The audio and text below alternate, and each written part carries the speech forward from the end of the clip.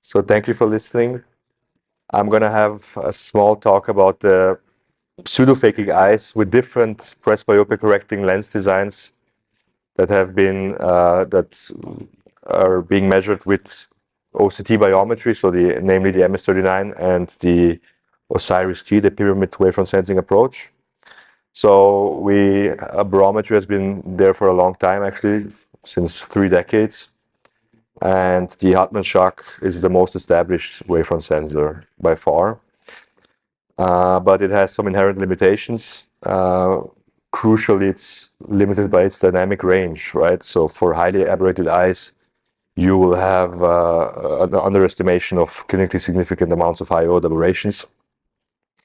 And the OSIRIS is relying on as Francesco mentioned, the pyramid wavefront sensor, which basically, as he already nicely showed, is based on an old technique by Foucault.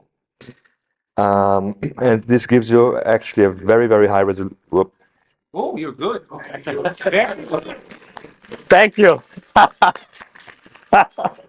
What happened there? Okay.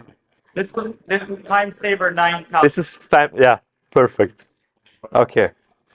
Maybe someone listening. Yeah, probably someone there. You know, some Italians really wanted to go home. Yeah, maybe they sabotaged. So, but essentially, it gives you a high resolution, right? Much higher than the Hartmann shock sensor. And with the Placido topography combined system, you get to delineate internal aberrations. And as we already mentioned, we have all the usual metrics at the pupil plane, the wavefront error, or at the image plane, the retinal image, the point spread function, the MTF, etc. And for the series, there are already a couple of validation studies. So when it comes to refraction measurements, lower and higher order aberrations has been validated.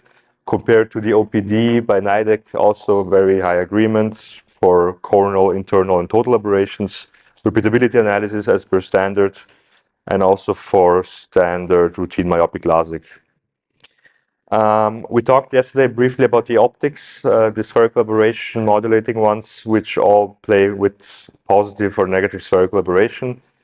On the right side, you see the refractive multifocals, which commonly come with 2 designs, the segmented ones and the refractive zonal ones with concentric rings, which give you near distance or near intermediate and distance focal points.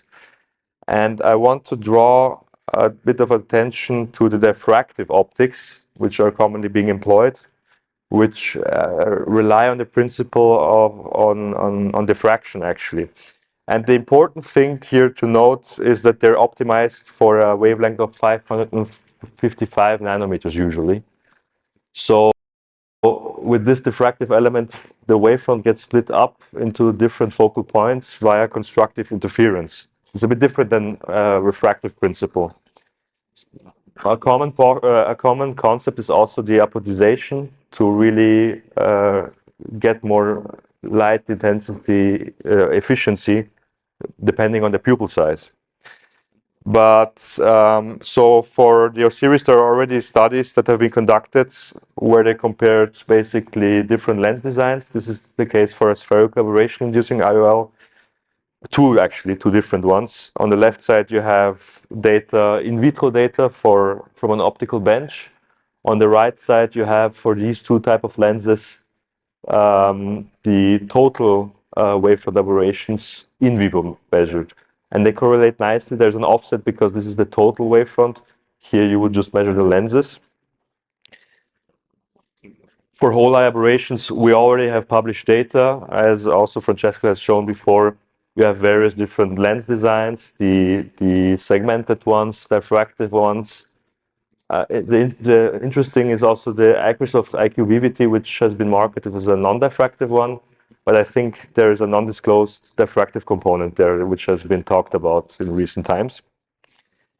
And what has been also published is the wavefront guided refractive surgery in patients who have been unsatisfied after diffractive multifocal lens implantation, where they selectively correct higher order aberrations by leaving out intentionally the spherical aberration to maintain the apodization function of the IOL and have a little bit of residual depth of focus. But as already mentioned before, we measure at the infrared wavelength range, which is a problem because the photopic sensitivity peak is at 555 nanometers. And so what you get there from literature is that when you test diffractive lenses, they actually have the same highest, or one of the highest values for far distance retinal image quality, which is optically not really plausible because diffractive lenses, they redistribute light, right? So you cannot have a multifocal lens that is as good as a monofocal lens for far distance. It cannot be, but this is what is being measured.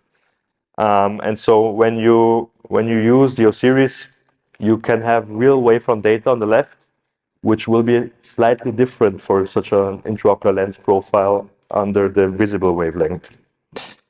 And this is something that Francesco already mentioned. You can just look at the defocus curves, or in this case, the MTF, for two different lens designs. So if you see here, you have for the far distance a peak, and then you have like a second peak here for this type of lens.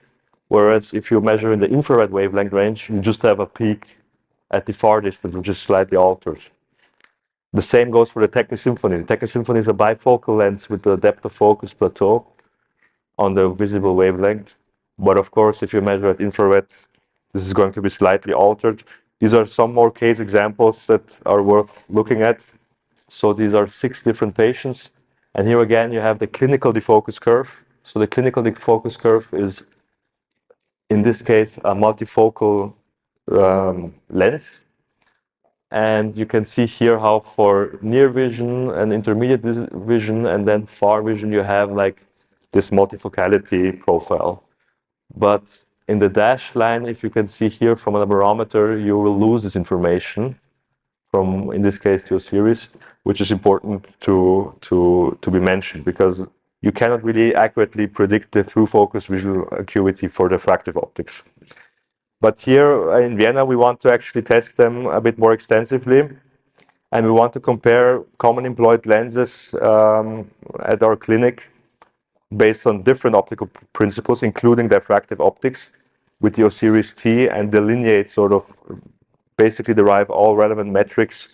Number one, as a primary outcome, will be the internal optics of all these patients who had pseudophakic presbyopia correction.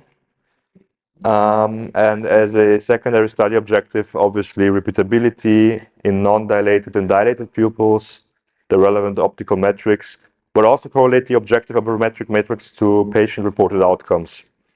And then also look at the pupil size under various conditions and derive optical data.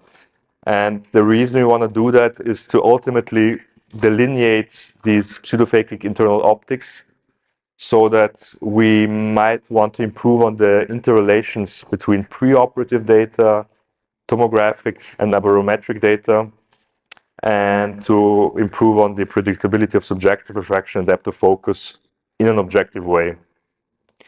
Here I wrote actually limitations that we currently have is the axial length that the MS39 at our clinic doesn't have, but this has been solved, I believe. The next iteration will have the axial length. So for this study, we have to derive the axial length from a different interferometer.